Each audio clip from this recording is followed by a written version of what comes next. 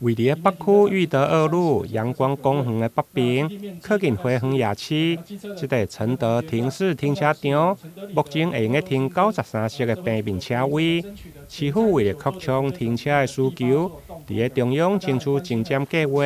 设立9座立体停车场，其中承德里的停式停车场是第8座，上好由市长黄伟哲、立委陈廷辉。以及座位的议员、里长甲贵宾共同主持动土典礼。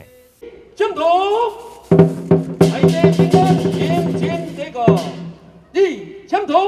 你说当主子的并依求名。三请土，祝福钢琴活泼，气氛汹涌，中香我们的第8座立体停车场尤其中间有这个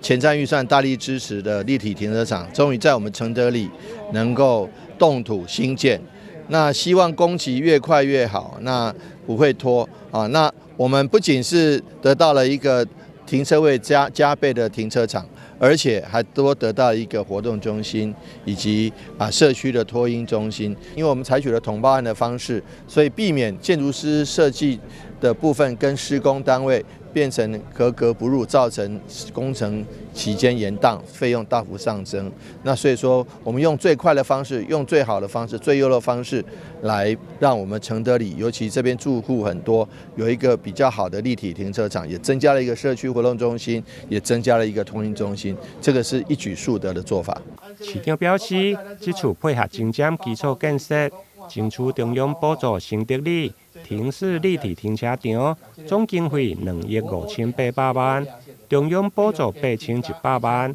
是一座结合里活动中心甲公营托婴中心的目标使用的停车场。未来规划地上4楼，兴建完成以后，汽车的停车位将为原先的93席提升到216席，